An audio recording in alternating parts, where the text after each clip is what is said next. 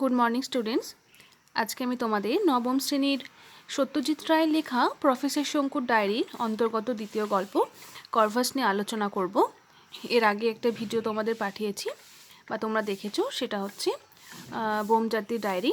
তো আজকে দ্বিতীয় গল্পটা নিয়ে আলোচনা হবে। শুরুতেই তোমাদের বলে দিই, এই কর্ভাস হচ্ছে কাক জাতীয় পাখির ল্যাটিন ভাষায় নাম, অর্থাৎ ল্যাটিন ভাষায় কাক জাতীয় পাখিকে বলা হয় কর্ভাস। আমরা যেমন কাককে কাক বলি, তেমন সেই রকম কাক জাতীয় যে ধরনের পাখিগুলো রয়েছে সেগুলির ল্যাটিন ভাষার নাম হচ্ছে কর্ভাস। এবার আমরা আস্তে আস্তে পড়াটা শুরু করব, তাহলে তোমরা বুঝতে পারবে যে এই গল্পটির নামকরণ কর্ভাস কেন হলো। শুরু করছেন প্রফেসর শঙ্কুর ডায়েরি থেকেই এই গল্পটি আমরা পেয়েছি, যেটি সত্যজিৎ রায় লিখেছেন। এবং অবশ্যই তোমাদের এর আগেও আলোচনার সময় বলেছিলাম যে মনে হবে যে প্রফেসর শঙ্কু পুরো নিজেই সবটা লিখছেন, কিন্তু আদতে লিখছেন সত্যজিৎ রায়। 15ই আগস্ট। পাখি সম্পর্কে কৌতূহলটা আমার অনেক দিনের। ছেলেবেলায় আমাদের বাড়িতে একটা পোষা ময়না ছিল। সেটাকে আমি 100-র উপর বাংলা শব্দ পরিষ্কারভাবে উচ্চারণ করতে শিখিয়েছিলাম। অর্থাৎ প্রফেসর শঙ্কুর পাখি সম্পর্কে একটা উৎসুক বা কৌতূহল, আমরা যাই বলি না কেন, সেটা একদম অনেক দিন আগে থেকে ছিল, বহুকাল আগে থেকেই।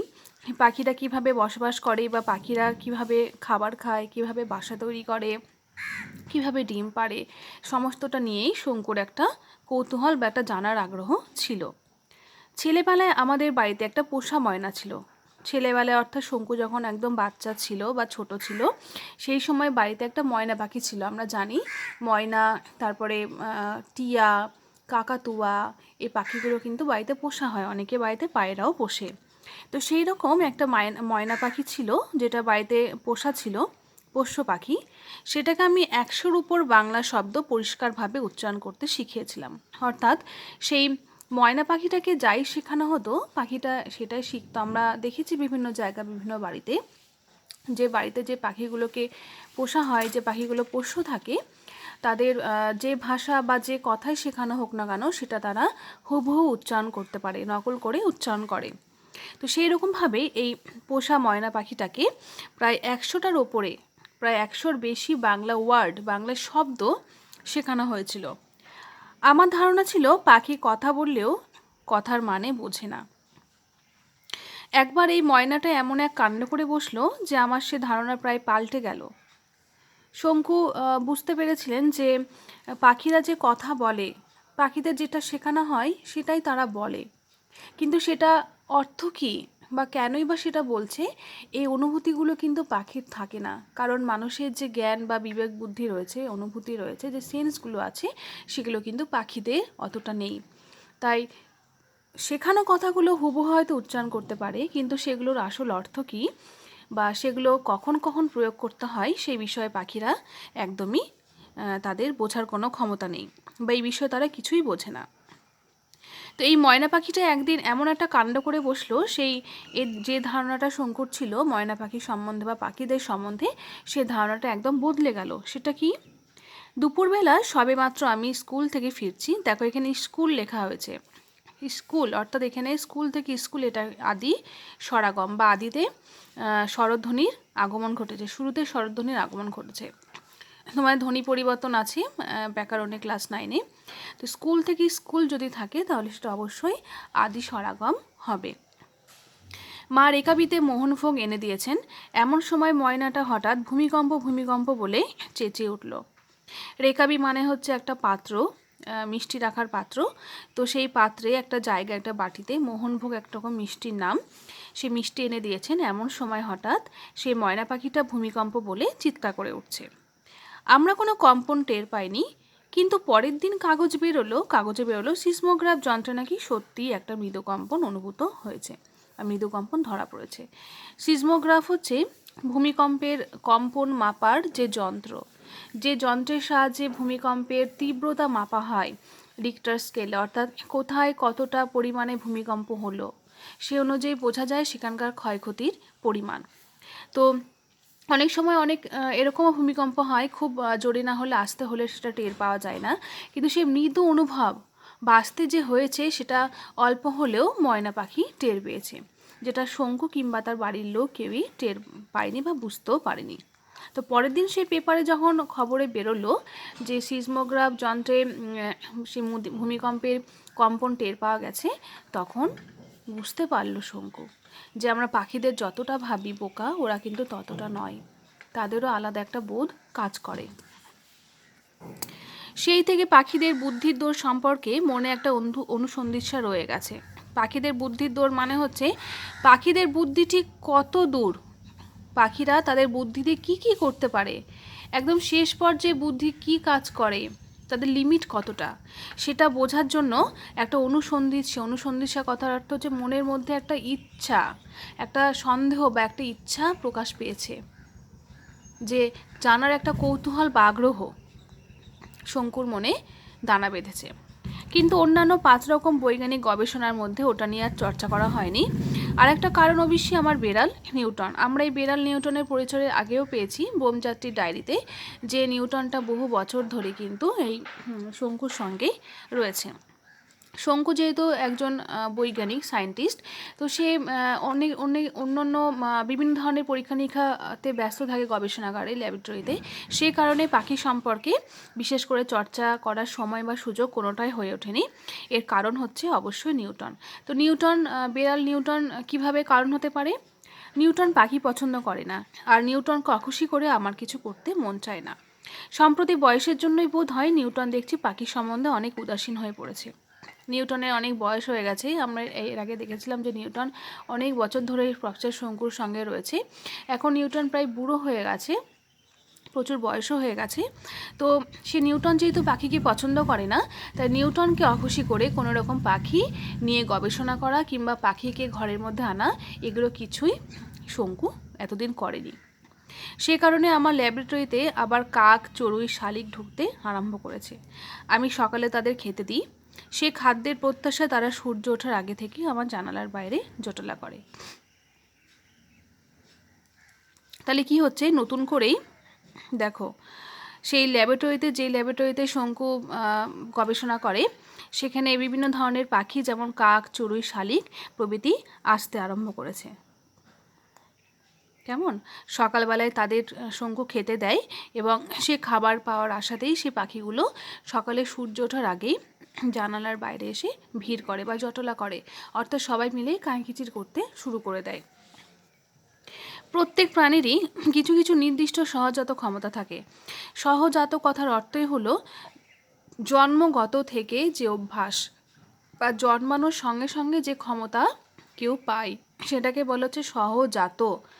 সহজাত নিয়মে, প্রকৃতির নিয়মে যে ক্ষমতা জন্মানোর সঙ্গে সঙ্গে কেউ পায়, সেটাকে বলা হচ্ছে সহজাত ক্ষমতা। তো প্রত্যেকটা প্রাণী যখন জন্মগ্রহণ করে, সে এটা মানুষ হতে পারে বা কোনো জীবজন্তু হতে পারে বা কোনো পাখি হতে পারে, জন্মানোর পরে কিন্তু তাদেরকে কোনো কিছু শেখানো হয় না, তবু তারা নিজেদের চেষ্টায় নিজেদের বুদ্ধি করে খাবার খায়, বাসা বাঁধে, অন্যকে নিজের দুঃখ কষ্টের কথা বলে। এটা হচ্ছে সহজাত ক্ষমতা। আমার ধারণা অন্য প্রাণীর তুলনায় পাখির ক্ষমতা আরও বেশি, আরও বিস্ময়কর। মানে হচ্ছে শঙ্কু এটাই ভাবছেন যে অন্যান্য প্রাণীর তুলনায় পাখির অনেক ক্ষমতা এবং আরও বিস্ময়কর, মানে হচ্ছে অবাকজনক কিছু বুদ্ধি বা শক্তি তাদের মধ্যে আছে। একটা বাবুইয়ে বাসা হাতে নিয়ে নেড়েচেড়ে দেখলে স্তম্ভিত হতে হয়। তোমরা নিশ্চয়ই বাবুই পাখির বাসা দেখেছো। এত সুন্দরভাবে, এত নিপুণভাবে কারুকার্য করা থাকে, যেটা মানুষকে হয়তো তৈরি করতে দিলে সারাটা দিনেও সে করতে পারবে না। এই বাবুই পাখির বাসার যে গাঁথনি বা বাবুই পাখির বাসার যে বুনন, সেটা কিন্তু এতটা সহজ ব্যাপার নয়। এটা একটা শিল্পী ছাড়া কখনোই সম্ভব নয়। এই কারণে বাবুই পাখি কিন্তু অনেকেই শিল্পী পাখিও বলা হয়। একজন মানুষকে কিছু খড়কুটো নিয়ে যদি ওরকম একটা বাসা তৈরি করতে বলা হয়, আমার বিশ্বাস সে কাজটা সে আদৌ করতে পারবে না, কিংবা যদি পারে তাতে মাসখানেকের অক্লান্ত পরিশ্রম লেগে যাবে। অর্থাৎ যদি কোনো মানুষকে সেই খড়কুটো বা কিছুটা পাতা দিয়ে বলা হয় যে এরকম বাবুই পাখির একটা বাসা তৈরি করো, সেই মানুষটা হয়তো আদৌ সে কাজটা করতেই পারবে না, কিংবা যদি পারেও তাতে 1 মাসের ওপর সময় লেগে যাবে। অক্লান্ত পরিশ্রম হচ্ছে অক্লান্ত পরিশ্রম, পরিশ্রমটা প্রচুর হয়ে যাবে, যেখানে কোনো রকম আরাম থাকবে না। অস্ট্রেলিয়াতে ম্যালিফাউল বলে একরকম পাখি আছে যারা মাটিতে বাসা করে। তোমাদের আমি ম্যালিফাউল পাখিটা আগেই দেখিয়ে দিচ্ছি। দেখো, আমি বার করে রেখেছি তোমাদের জন্য ম্যালিফাউল পাখি। দেখো, এটা হচ্ছে ম্যালিফাউল পাখি। কেমন ম্যালিফাউল পাখির চেহারাটা কীরকম বুঝতে হচ্ছে? আমাদের ভারতীয় বা এদেশে যে মুরগিগুলো থাকে, মুরগির মতোই দেখতে, কিন্তু গায়ের রঙটা আলাদা। মুরগির মতোই তারা একদম সাইজ এবং ছোটাছুটি করে, এবং তাদের মতো দেখো গলা এবং পা, বডির সাইজ, আর পালকের রঙটা শুধু আলাদা। আমাদের এদেশীয় মুরগির মতোই বলা যেতে পারে এই ম্যালিফাউল পাখি। আচ্ছা, এরপরে কি বলা হচ্ছে যে অস্ট্রেলিয়াতে এরকম ম্যালিফাউল বলে একরকম পাখি আছে। তারা কোথায় বাস করে? মাটিতে বাসা করে। বালি, মাটি আর উদ্ভিজ দিয়ে তৈরি একটা ঢিপি, আর তার ভিতরে ঢোকার জন্য একটা গর্ত। ডিম পাড়ে বাসার ভিতরে, কিন্তু সে ডিমে তা দেয় না। তাহলে এই ম্যালিফাউল পাখি কিন্তু অস্ট্রেলিয়াতে থাকে, আমাদের দেশের বাইরে বিদেশে। কেমন? এই অস্ট্রেলিয়াতে যে ম্যালিফাউল পাখিগুলো আছে তারা মাটির মধ্যে বাসা তৈরি করে, এবং বালি, মাটি এবং উদ্ভিজ দিয়ে, অর্থাৎ বিভিন্ন ধরনের পাতা, ডাল, এগুলো দিয়ে একটা ঢিপি করে, এবং সেই ঢিপির ভেতরে একটা যে গর্ত থাকে, সে গর্তের ভেতরে তাদের থাকার জন্য ব্যবস্থা। ডিম পাড়ে বাসার ভেতরে, কিন্তু সে ডিমে তা দেয় না। ডিমে তা দেওয়া মানে হচ্ছে ডিমের ওপরে বসে থাকা বা ডিমটাকে গরম করা, উত্তাপ দেওয়া, যার ফলে সে ডিম থেকে বাচ্চাটা বের হয়। অথচ উত্তাপ না হলে তো ডিম ফুটে বাচ্চা বেরোবে না। উপায় কি? উপায় হলো এই যে ম্যালিফাউল কোনো আশ্চর্য অজ্ঞাত কৌশলে বাসার ভিতরে তাপমাত্রা 78 ডিগ্রি ফারেনহাইটের 1 ডিগ্রিও এদিক ওদিক হতে দেয় না। তা বাইরের আবহাওয়া ঠান্ডা বা গরম যাই হোক না কেন। এটা একটা অদ্ভুত ক্ষমতা পাখির, এই ম্যালিফাউল পাখির, যে ভেতরে যে এরকম উষ্ণতা থাকা দরকার, ভেতরের তাপমাত্রা যেরকম গরম থাকা দরকার, যে তাপমাত্রা বা উষ্ণতা জোরে সেই ডিম থেকে বাচ্চা ফুটে বেরোতে পারে, সেই 78 ডিগ্রি ফারেনহাইট সবসময় ভেতরের মধ্যে করে রাখে গরম আবহাওয়া। সেটা হয়তো পাখি নিজের মুখ থেকে বাতাস বের করে হোক, কিংবা শরীরের গরম দিয়ে হোক, যেভাবে হোক ভেতরে সেই ঢিপির ভেতরে, গর্তের ভেতরে তাপমাত্রা একই রকম থাকে। তাতে বাইরে বৃষ্টি হোক, কিংবা বাইরে বেশি গরম হোক, কিংবা বাইরে ঠান্ডা ওয়েদার হোক, তাতে কোনো রকম পার্থক্য আসে না। অর্থাৎ গর্তের ভেতরে ঠিক যেমনটা তাপমাত্রা রাখা দরকার, ম্যালিফাউল পাখি কিন্তু ঠিক তেমনটাই তাপমাত্রা রাখে। আরও রহস্য, গ্রিপ নামক পাখি তাদের নিজেদের পালক ছিঁড়ে ছিঁড়ে খায়। কি সাংঘাতিক দেখো! কোনো মানুষকে যদি বলা হয় যে তাদের গায়ের থেকে লোম ছেঁড়া হোক হাত থেকে, কীরকম লাগবে? যন্ত্রণা হবে। ঠিক তেমনভাবে কিন্তু পাখিদের গায়ের থেকে যদি তাদের জ্যান্ত অবস্থায় লোম ছেঁড়া হয়, তাদেরও যন্ত্রণা হয়। কিন্তু এই যে গ্রিব নামক পাখির কথা উল্লেখ করা হচ্ছে, এই গ্রিব নামক পাখি নিজেদের পালক, অর্থাৎ নিজেদের গায়ে যে পালকগুলো থাকে, সে পালকগুলো তারা ছিঁড়ে ছিঁড়ে খায়। এবার তোমাদের আমি গ্রিব পাখিটা দেখাবো। দেখো, এই যে গ্রিপ পাখিটা দেখছো, এই পাখি কিন্তু জলে থাকে। পাখিটার চেহারা একদম হাঁসের মতো। আমাদের ভারতীয়তে এদেশে যে হাঁসের চেহারা আমরা দেখি, ঠিক সেরকম হাঁসের মতো দেখতে হচ্ছে এই গ্রিপ পাখি। ভালো করে দেখে নাও পাখিটার চেহারাটা কীরকম। আচ্ছা, তারা কি করে? নিজেদের পালক ছিঁড়ে ছিঁড়ে খায় এবং শাবকদের খাওয়ায়। শাবক মানে হচ্ছে গ্রিপ পাখির যে বাচ্চা, যারা মানে একদম ডিম ফুটে বেরোচ্ছে, তাদেরকে খাওয়ানো হয়। কেন তা কেউ জানে না। আবার এই একই গ্রিপ পাখি জলে ভাসমান অবস্থায় কোনো শত্রুর আগমনের ইঙ্গিত পেলে নিজের দেহ পালক থেকে কোনো এক অজ্ঞাত উপায়ে বায়ু বার করে দিয়ে শরীরের স্পেসিফিক গ্র্যাভিটি বাড়িয়ে গলা অবধি জলে ডুবে ভেসে থাকতে পারে। কীরকম ক্ষমতা! তারাও কিন্তু বুঝতে পারছে। এমন যদি হয় যে কোনো রকম শত্রু, অর্থাৎ শত্রু বিভিন্ন ধরনের হতে পারে, সেটা সাপ হতে পারে, কিংবা শকুন হতে পারে, কিংবা হচ্ছে মাছরাঙা হতে পারে, বা কোনো রকমের ধরো অন্যান্য বড় পাখি, বা কোনো রকমের জলের মধ্যে আছে কোনো জলজ প্রাণী, যাদের জন্য এই গ্রিপ পাখির কোনো রকম ক্ষতি হতে পারে। কেমন? তো এই গ্রিপ পাখির ক্ষতি হতে পারে, এরকম কোনো শত্রু যদি আসে, এরকম বুঝতে পারে, তাদের মধ্যে সন্দেহ হয়, সঙ্গে সঙ্গে কোনো একটা উপায় বার করে শরীরের স্পেসিফিক গ্র্যাভিটি কথার অর্থই হচ্ছে সমপরিমাণ জলের তুলনায় কোনো কিছুর ওজন বা আপেক্ষিক গুরুত্ব, যেটাকে বলা হয়। অর্থাৎ জলের তুলনায় নিজেকে এতটা হালকা করে দেওয়া যে জলের মধ্যে যেন গলা পর্যন্ত ডুবিয়ে ভেসে থাকতে পারে। অর্থাৎ দূর থেকে দেখে মনে হবে একটা বলের মতো, কিচ্ছু মনে হবে না, গোটা শরীরটা, গোটা বডিটা জলের তলায়, আর গলার উপরে মাথাটুকু শুধু বেরিয়ে থাকে। এতে কোনো রকম শত্রু যদি আসে তো তারা দেখে বুঝতেও পারবে না যে জলের মধ্যে একটা পাখি আছে। এইভাবে কিন্তু তারা শরীরের বিভিন্ন ধরনের উপায় করে নিয়ে নিজেদেরকে জলের সঙ্গে মানিয়ে নিয়ে শত্রুর হাত থেকে নিজেদেরকে এবং তাদের শাবকদের বাঁচাতে পারে। এরপরে কি বলা হচ্ছে, এছাড়া যাযাবর পাখির দিক নির্ণয় ক্ষমতা, ঈগল বাজের শিকার ক্ষমতা, শকুনের ঘ্রাণ শক্তি, অসংখ্য পাখির আশ্চর্য সঙ্গীত প্রতিভা, এসব তো আছেই। যাযাবর পাখির দিক নির্ণয় ক্ষমতা, যাযাবর পাখি কাদেরকে বলা হয়? যারা এক দেশ থেকে অন্য দেশে উড়ে উড়ে আসে। কেন আসে? তারা যদি শীত পছন্দ করে তখন তাদের দেশে গরম পড়লে তারা শীতের উদ্দেশ্যে অন্য জায়গায় চলে যায়। কিংবা কোনো পাখি যারা হালকা গরমে থাকতে ভালোবাসে সেখানে ঠান্ডা পড়লে তারা হালকা গরমের খোঁজে চলে যায়। অর্থাৎ এক জায়গায় যারা নির্দিষ্টভাবে থাকে না তাদেরকেই বলা হয় যাযাবর।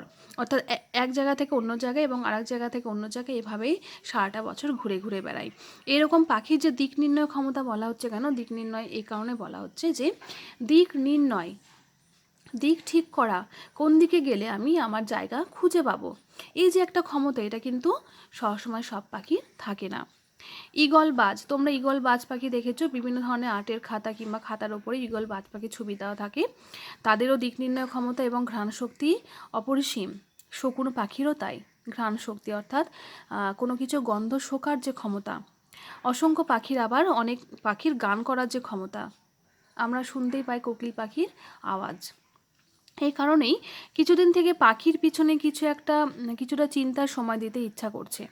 তার সহজাত বুদ্ধির বাইরে তাকে কতদূর পর্যন্ত নতুন জিনিস শেখানো যায়। শঙ্কু ভাবছেন যে পাখির যে নিজস্ব ক্ষমতা, জন্মানোর থেকে পাখির যে নিজস্ব বুদ্ধি, সেটার বাইরে কি পাখিকে কিছু নতুন করে শেখানো যাবে, কিংবা সেই নতুন শেখানো জিনিসটা কতটা সে গ্রহণ করতে পারবে। মানুষের জ্ঞান, মানুষের বুদ্ধি তার মধ্যে সঞ্চার করা যায় কি? এমন যন্ত্র কি তৈরি করা সম্ভব যার সাহায্যে কাজটা হতে পারে?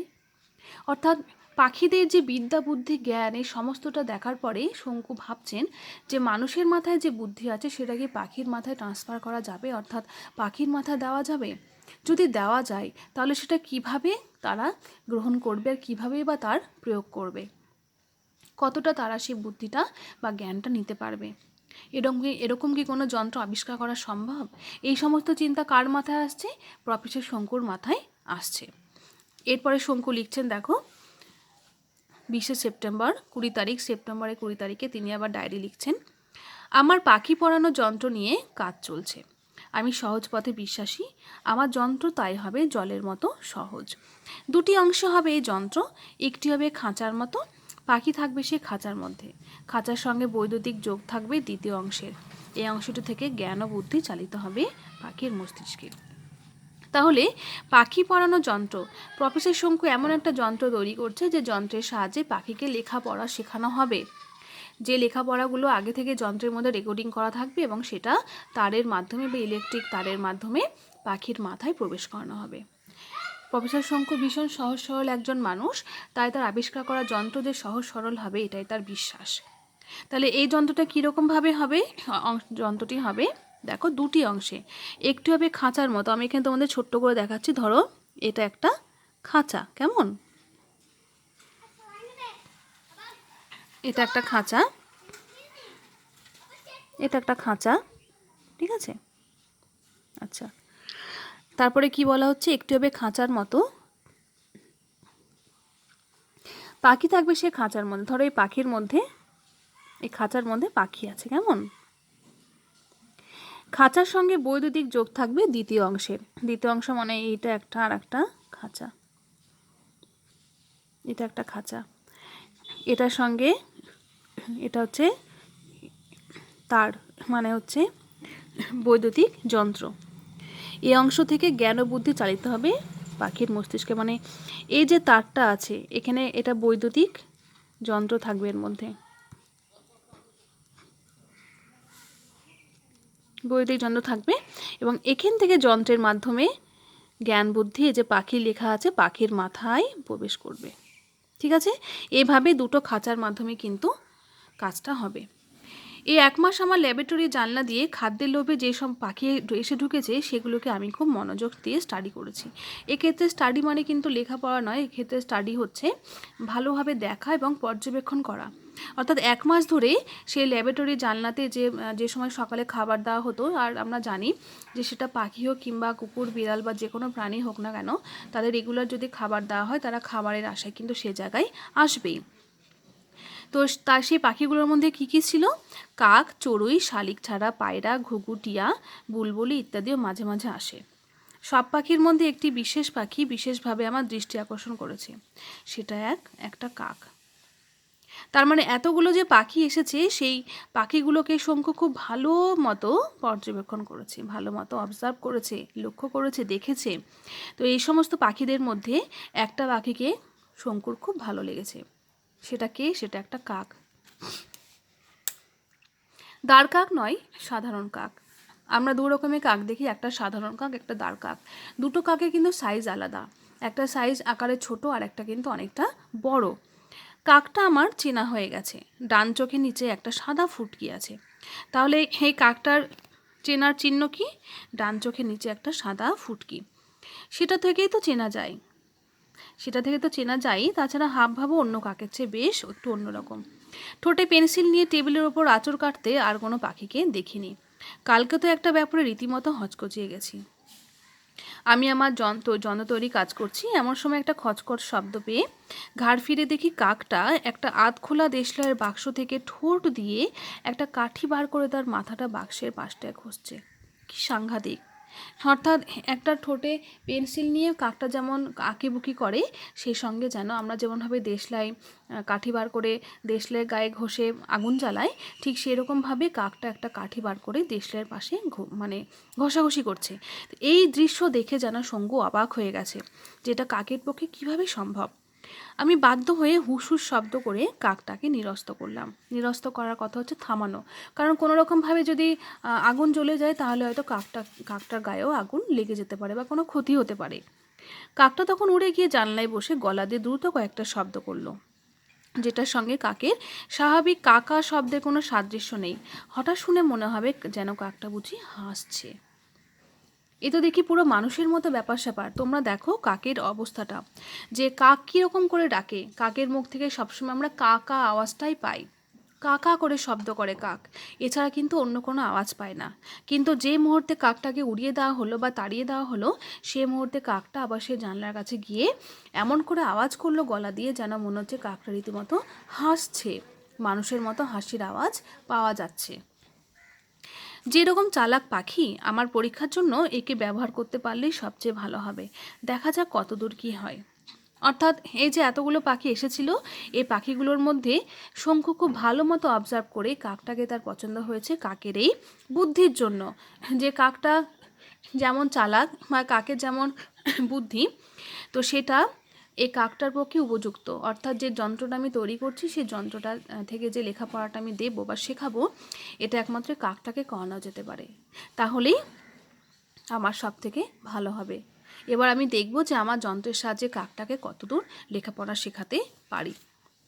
এবার হচ্ছে দেখো 27শে সেপ্টেম্বর, অর্থাৎ 27শে সেপ্টেম্বর শঙ্কু আবার লিখছেন, আমার অর্নিথন যন্ত্র আজ তৈরি শেষ হলো। অর্নিথন যন্ত্র হচ্ছে পাখি পড়ানোর যন্ত্র। শঙ্কু তৈরি পাখি পড়ানোর যন্ত্রটি ইংরেজি অর্নিথোলজি শব্দটির অর্থ অর্নিথোলজি থেকে এসেছে, যার অর্থ হচ্ছে পক্ষী তত্ত্ববিদ্যা। শঙ্কু এর সঙ্গে কিন্তু মিল রেখে যন্ত্রটির এইরূপ নামকরণ করেছে। তাহলে অর্নিথন যন্ত্রটি কোথা থেকে এসেছে? ইংরেজি অর্নিথোলজি, কেমন, যার অর্থ হচ্ছে পক্ষী তত্ত্ববিদ্যা। তো শঙ্কুর এই তৈরি যন্ত্রের নাম কি? অর্নিথন। তোমাদের যদি পরীক্ষা আসে যে পাখি পড়ানো যন্ত্রের নাম কি, তোমরা লিখবে অর্নিথন। কিংবা যদি বলা হয় যে অর্নিথন যন্ত্রের কাজ কি, তোমরা লিখবে পাখি পড়ানো বা পাখিকে পড়ানো। কাকটা সকালেই আমার ঘরে ঢুকে পাউরুটি খেয়ে এই জানালা ও জানালা লাফিয়ে বেড়াচ্ছিল। যন্ত্রটা টেবিলের ওপর রেখে যে তার দরজা খুলে দিলাম, অমনি কাক দিব্যি লাফাতে লাফাতে এসে তার ভিতরে ঢুকে পড়ল। এ থেকে এটাই অনুমান করা যায় যে কাকটার শেখার আগ্রহ প্রবল। তাহলে কাকটা সকালবেলায় কি খেয়েছে? সকালবেলায় ঘরে ঢুকেই পাউরুটি খেয়েছে, তারপরে পাউরুটি খেয়ে এদিক ওদিক লাফাচ্ছিল। যন্ত্রের উপর দুটো টেবিলের উপর দুটো যন্ত্র রাখা আছে, মানে দুটো খাঁচা রাখা আছে। তো যে খাঁচার মধ্যে পাখি থাকবে সেই খাঁচাটা খুলে দেওয়ার সঙ্গে সঙ্গে কিন্তু কাকটা তার মধ্যে চলে গেল। এবং এটা দেখে বোঝা যাচ্ছে যে কাকটা শিখতে চায় কিংবা জানতে চায়। প্রথমে কিছুটা ভাষা জ্ঞান হওয়া দরকার, না হলে আমার কথা বুঝতে পারবে না। তাই সহজ বাংলা দিয়ে শুরু করেছি। আমাকে বোতাম টেপা ছাড়া আর কোনো কাজই করতে হচ্ছে না। শেখাবার মতো বিষয় সমস্ত আগে থেকে রেকর্ড করা, অর্থাৎ বিভিন্ন ভাষার শব্দ এবং সেই শব্দগুলো নিয়ে কিভাবে কথা তৈরি হয় সেই সমস্তটা আগে থেকে রেকর্ড করে ক্যাসেটের মতো করে আর একটা খাঁচায় রাখা আছে। এবং সেটা থেকেই বৈদ্যুতিক তারের মাধ্যমে পাখির মাথায় সে তারটা জুড়ে দেওয়া হয়েছে, তার মাধ্যমে কিন্তু তার মাথার মধ্যে সে পড়াগুলো যাচ্ছে। বিভিন্ন চ্যানেলে বিভিন্ন বিষয়, প্রত্যেকটা আলাদা নম্বর দেওয়া, ঠিক যেমন রিমোটে থাকে আমাদের টিভির রিমোট, যে বিভিন্ন চ্যানেলের জন্য বিভিন্ন আলাদা আলাদা বোতাম বা রিমোটের বাটনগুলো প্রেস করতে হয়, সেই রকমভাবেই একটা রিমোটের মতো যন্ত্র রয়েছে শঙ্কুর হাতে। তো সেই রকমভাবে প্রেস করলে যেন ঠিক মতোই বিভিন্ন চ্যানেলে কোন কোন বিষয় শেখাতে পারবে সে বিষয়গুলো শেখাচ্ছে। একটা আশ্চর্য জিনিস লক্ষ্য করলাম, বোতাম টিপলেই কাকটার চোখ ধীরে ধীরে বন্ধ হয়ে আসে, আর সঙ্গে সঙ্গে তার নড়াচড়া বন্ধ হয়ে যায়। কাকের মতো ছটপটে পাখির পক্ষে এটা যে কত অস্বাভাবিক সে তো বুঝতেই পারছি। অর্থাৎ কাকের মতো ছটপটে, সত্যিই তাই। কাক কোনো একটা সময় এক জায়গায় স্থির থাকে না, প্রত্যেকটা মুহূর্তে যেন এ গাছ ও গাছ, এ বাড়ির ছাদ সে বাড়ির ছাদ লাফিয়ে বেড়াচ্ছে, স্থির ধীর শান্ত হতে পারে না। কিন্তু এই কাকটা অন্যরকম, একদমই অন্যরকম। অন্যান্য কাকের থেকে এই কাকটা পুরোপুরি স্বতন্ত্র বা আলাদা। যখনই তাকে সে যন্ত্রের সাহায্যে পড়াটা শেখানো হচ্ছে, মেশিন অন করা হচ্ছে, সঙ্গে সঙ্গে যেন কাকের চোখটা বন্ধ হয়ে আসছে, এবং চোখটা বন্ধ করেই সে পড়াগুলো খুব ভালো মতো সে আয়ত্ত করছে। নভেম্বর মাসে চিলির রাজধানী সান্তিয়াগো শহরে সারা বিশ্বে পক্ষী বিজ্ঞানীদের কনফারেন্স আছে। কনফারেন্স মানে হচ্ছে একটা সভা, একটা আলোচনা। মিনেসোটাতে আমার পক্ষীবিজ্ঞানী বন্ধু রিউফাস গ্রেনফেলকে চিঠি লিখে দিয়েছি। যদি আমার বয়সের বন্ধুটা সত্যি করে মানুষের বুদ্ধি কিছুটা আয়ত্ত করতে পারে, তাহলে ওকে সঙ্গে নিয়ে সম্মেলনে ডেমনস্ট্রেশন সহ একটা বক্তৃতা চলতে পারে। এগুলোর অর্থ হচ্ছে নভেম্বর মাসে, দেখো সেপ্টেম্বর মাসে ডায়েরি লেখা হচ্ছে, নভেম্বর মাসে চিলির রাজধানী সান্তিয়াগো শহর, যেটা বাইরে দেশের একদম বিদেশে, সেখানে সারা বিশ্বে গোটা পৃথিবীতে যত পক্ষী বিজ্ঞানী আছে, অর্থাৎ যারা পাখিদের নিয়ে গবেষণা করে তাদেরকে বলা হয় পক্ষী বিজ্ঞানী। পাখিদের যারা সায়েন্টিস্ট, কেমন, তারা সেই আলোচনা সভায় বা সভাতে যোগদান করবে। এবং মিনেসোটা একটা জায়গা, সেখানে শঙ্কুর একজন পক্ষী বিজ্ঞানী বন্ধু আছে, সেই বন্ধুর নাম হচ্ছে রিউফাস গ্রেনফেলকে চিঠি লিখে দিয়েছে অলরেডি শঙ্কু, এবং বলেছে যে আমার বায়স বন্ধু, অর্থাৎ বায়স শব্দটি সংস্কৃত শব্দ, এটার বায়স কথার অর্থ হচ্ছে কাক। এই কাকটি যদি কোনো রকমভাবে এই সমস্ত জ্ঞান বুদ্ধি নিয়ে লেখাপড়া করতে পারে বা শিখতে পারে, একটু মানুষের মতো আচরণ করতে পারে, তাহলে সে পাখিকে নিয়ে বা কাকটাকে নিয়ে শঙ্কু সেই সান্তিয়াগো শহরে কনফারেন্সে যোগ দেবে। আর যদি এই কাকটি কিছু শিখতে না পারে তাহলে যোগ দেবে না। এবার হচ্ছে 4 অক্টোবর মাসে 4 তারিখ। কর্ভাস হলো কাকজাতীয় পাখির ল্যাটিন নাম। আমি শুরুতে তোমাদের বলেছিলাম যে ল্যাটিন ভাষায় কাকদের বলা হয় কর্ভাস। গল্পটির নামই কিন্তু কর্ভাস, অর্থাৎ এই কাকের নামে গল্পটির নামকরণ। আমার ছাত্রটিকে আমি ওই নামেই ডাকছি। আমার ছাত্র মানে আমার বলতে এখানে প্রফেসর শঙ্কু, এবং তার ছাত্র মানে হচ্ছে সে কাক। ছাত্র বলা হচ্ছে কেন? কারণ সে কাককে লেখাপড়া শেখানোর দায়িত্ব নিয়েছে, সেই জন্য। নাম ধরে ডাকলে প্রথম দিকে আমার দিকে ফিরে ফিরে চাইতো, এখন দেখছি গলা দিয়ে শব্দ করে উত্তর দেয়। এই প্রথমে একটা কাককে কানা বলে কি বলতে শুনছি। কাকরা স্বভাবতই কা বলে, কিন্তু এই প্রথম কোনো কাক কি বলছে। আমাদের যখন কেউ ডাকে তখন আমরা বলি কি বলছো, তাই না, কি। বা তোমাদের যখন কেউ ডাকে তোমরা বলো কি। একমাত্র কাকই আছে যে কিনা বলে কা। কিন্তু এই কাকটি, অর্থাৎ এই কর্ভাস, কোনোভাবে কা বলেনি। সে কি বলেছে? কি শব্দের উচ্চারণ করেছে। তবে কণ্ঠস্বরে বিশেষ পরিবর্তন আমি আশা করছি না, অর্থাৎ কর্ভাসকে দিয়ে কথা বলানো চলবে না। তার বুদ্ধির পরিচয় তার কাজেই প্রকাশ পাবে বলে আমার বিশ্বাস। কণ্ঠস্বরে বিশেষ পরিবর্তন, কাকেদের তো গলার আওয়াজ ভীষণ ঘের একটা ঘরে একটা আওয়াজ হয়, বিশ্রী কুৎসিত একটা আওয়াজ হয়। তো কোনোভাবেই কাকের গলার আওয়াজটা নিশ্চয়ই মানুষেরদের মতো সুন্দর, সুশ্রী, শান্ত এবং নমনীয় কণ্ঠস্বর কোনোভাবেই হতে পারবে না, এটা শঙ্কু মনে করছেন। এবং অবশ্যই তাই, কাকের গলার আওয়াজ যদি মানুষের মতো সুন্দর হয়ে যাবে তাহলে তো কাক আর কাকই থাকবে না, তাই না? তো কর্ভাসকে দিয়ে কোনোভাবেই তাই কথা বলানো যাবে না। কর্ভাসকে এমন কিছু বিদ্যে বুদ্ধি শেখাতে হবে, যেটার জন্য কর্ভাস তার মধ্যে কতটা কর্ভাস নিজের মধ্যে সে পড়াটাকে আয়ত্ত করতে পারছে বা জ্ঞানটাকে আরোহণ করতে পারছে, সেটা তার কাজেই প্রমাণ পাবে। এবং কাজের মাধ্যমে সেটা বোঝা যাবে। আচ্ছা, আজকের আলোচনা এত দূরই থাকলো। পরবর্তী আলোচনার জন্য আমি তোমাদের আরেকটি ভিডিও করে দেব।